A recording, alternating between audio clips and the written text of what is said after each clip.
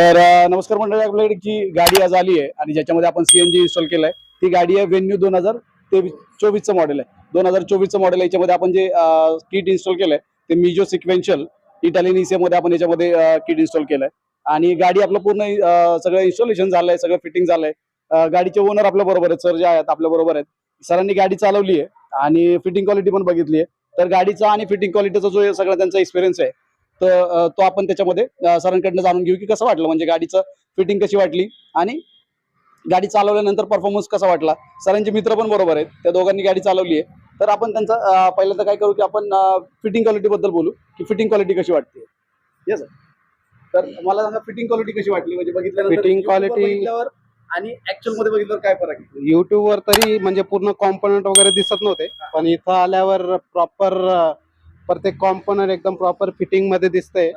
आणि युट्यूब वर तेवढं बघता येत नाही, नाही प्रॉपर दिसत नाही, दिसतंय तसं आहे का, म्हणजे YouTube वर त्याच्यापेक्षा सुंदर दिसतंय. एकदम प्रॉपर नीट नेटकं एकदम प्रॉपर केलेलं आहे. म्हणजे प्रत्येक कॉम्पोनंट व्यवस्थित जागेवर प्लेस केलेले आहेत आणि हे फिटिंगची क्वालिटी, ते वायरिंग वगैरे माउंट केलेले एकदम प्रॉपर केलेलं आहे. कसं वाटतं, म्हणजे आपल्या viewers ते ला कसं म्हणजे आपलं असं वाटत नाही की बाहेरून काही बसवलंय बा इंजिन मध्ये. एकदम आणि जे बसवले ते आता हलवून रेड्युसर वगैरे हलवून बघा बघा एक. आम्ही आधीच बघितलं हे हालून, कारण युट्यूब वर बघितलं होतं. तर तुम्ही फॅब्रिकेशन स्वतः करतात म्हणून, तर ते एकदम प्रॉपर केलेलं आहे. आणि मी किट मध्ये बघितलं तुमचं ते जे फॅब्रिकेशन देतात मिजो वाले, ते एवढं ते काही त्याच्यामध्ये म्हणजे हार्ड पट्ट्या नसतं. चांगल्या नसतात, आपण ते वापरतच नाही. कारण आपण गाडी चालवत असताना इंजिन मध्ये खूप व्हायब्रेशन होतात आणि त्याच्यामुळे हे पट्ट्या तुटू शकतात. इकडे बघून जा. तर तर हे खूप छान केलेलं आहे तुम्ही, आणि ह्या गोष्टी कोणीच करत नाही अशा. हा, हा.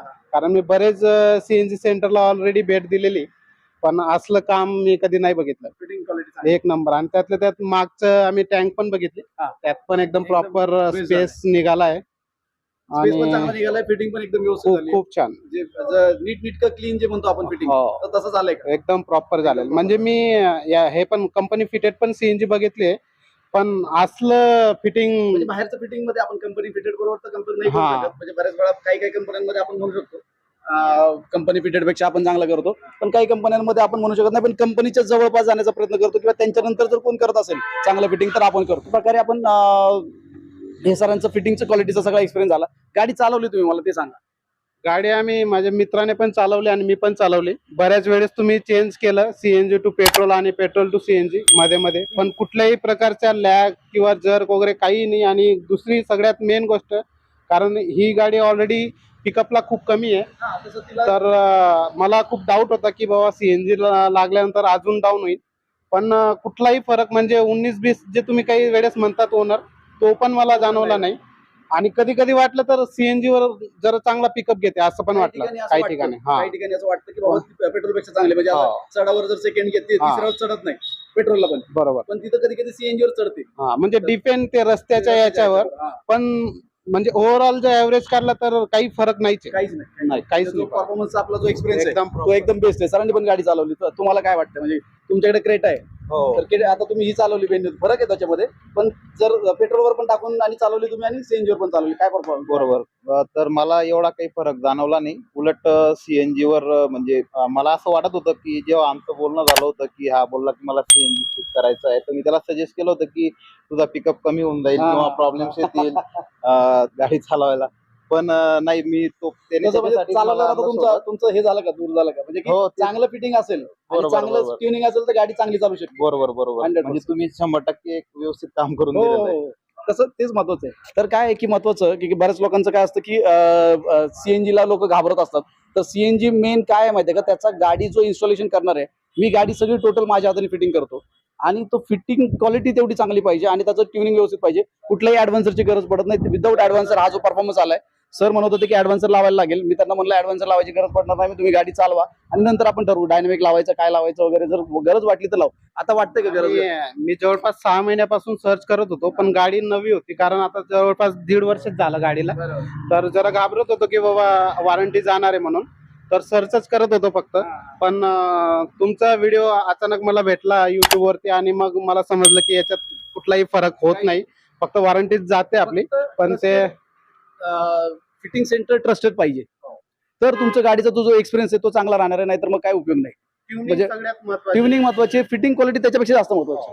ट्युनिंग तर समजा घाण फिटिंग असेल माझ्याकडे ट्युनिंग करून देईल मी, पण फिटिंग क्वालिटीमुळे जो एक्सपिरियन्स येतो तो वेगळा आहे. गाडी चालता परत ते डिले होतात. हो, ते होतं. Confidence सगळं. तर अशा प्रकारे आपण काय झालंय की गाडी सगळं फिटिंग झालंय, सरांचा आपण एक्सपिरियन्स पण बघितला, फिटिंग क्वालिटी दाखवतो एकदा आणि मग गाडी आपण डिलिव्हर करतोय. तर अशा प्रकारे हा आपण गाडीचा इंजिन बे बघू शकतो. या ठिकाणी आपण सुरुवात करू की या ठिकाणी रिड्युसर लागलाय आणि सरांना मग जसं म्हणलं तर परत एकदा सर हलवून दाखवा आम्हाला. बिलकुल हलतोय एकदम, कारण काय माहितीये का आपण कुठलंही कंपनी फिटेड कंपनीच्या बॉक्स मध्ये येणारं कुठलंही किट पट्टी वगैरे जे असते ते आपण कुठल्याच कंपनीला वापरत नाही ना, इंजेक्टर रेलला वापरतो ना रिड्युसरला वापरतो, कशालाच नाही वापरत. तर ह्याच्यासाठी आपण फॅब्रिकेटेड ब्रॅकेट बनवतो, ते बनवलंय. इंजेक्टरसाठी पण आपण फॅब्रिकेटेड ब्रॅकेट बनवतो, ते हलवून दाखवा मला. बिलकुल आलं. म्हणजे एकदम हालत नाही, proper एकदम फॅब्रिकेटेड ब्रॅकेट आपण प्रॉपर बनवतो. त्याच्यानंतर आपला पाठीमागे ईसीएम लागलाय, ईसीएम या ठिकाणी ईसीएम लागलाय. त्याच्यासाठी आपण जे ब्रॅकेट जे लोक इंजेक्टर लावण्यासाठी पट्टी वापरतात तो हलका असतो ईसीएम, तर त्याच्यासाठी आपण ते ब्रॅकेट ती पट्टी त्याच्यामध्ये वापरतो, एकदम हलका असतो. म्हणजे एक 15, 20, 25 ग्रॅमचा असेल इतका हलका असतो, तर त्याच्यासाठी वापरलं. त्याच्याकडनं येणारी जे वायरिंग बघितली आपण, तर ही सगळी वायरिंग आपल्याला बघायला मिळते. इथून या ठिकाणावरनं ही सगळी वायरिंग आपण डायव्हर्ट केली आहे आणि अशीच इकडं बाकीचे जे 3 कंपोनंट असतात, म्हणजे प्रेशर गेज असतो, सोलनाईट बॉल असतो आणि मॅप सेन्सर असतो, त्याच्यासाठी येणारी जी वायरिंग आहे त्याच्यामधून इकडनं डायव्हर्ट करून त्या वेगळ्या केलेल्या आहेत. या ठिकाणी आपण इंजेक्टर रेल बसवलाय आणि प्रॉपर क्लिपिंग वगैरे केलं. जर आपण खाली बघितलं तर प्रॉपर क्लिपिंग होतं सगळ्याला. आणि अशा प्रकारे हे सगळं इंजिन आपण बघतोय गाडीचा. बॅटरीचे कनेक्टर बघायचे झाले तर ते पण आपण इन्सुलेट करतो, म्हणजे प्रॉपर इन्सुलेशन बॅटरीचे कनेक्टर एकदम व्यवस्थित प्रॉपर. हे अशा प्रकारे सगळं आपण जे इंजिन में झालाय हा एकदम बघू शकता आपण. परत एकदा मी तुम्हाला दाखवण्याचा प्रयत्न करतो. हा पूर्ण इंजिन बे आपण जर बघितलं तर हा असा टॉप व्ह्यू दाखवतो मी तुम्हाला, एकदम नीट अँड क्लीन. म्हणजे गाडीत कुठे अस्ताव्यस्त वायरिंग नाही, पायपिंग नाही. अशा प्रकारे आपण हे याचं आपण फिटिंग म्हणू शकतो. स्विच मी एकदा कुठं बसवलंय ते दाखवतो. गाडीमध्ये स्विच या ठिकाणी स्विच बसवलंय. त्याच्यानंतर टँकचं जे फिटिंग झालंय, स्पेस किती राहिलाय ते मी एकदा दाखवतो. तर अशा प्रकारे हे त्यांचा पार्सल ट्रे व्यवस्थित लागलाय. त्याच्यानंतर या ठिकाणी 60 लिटरचा टँक जो आहे तो इन्स्टॉल केलाय, प्रॉपर इन्स्टॉलेशन झालंय आणि त्याला आपण कव्हर पण केलंय. तर अशा प्रकारे आपण हा बूट स्पेस बघू शकतो.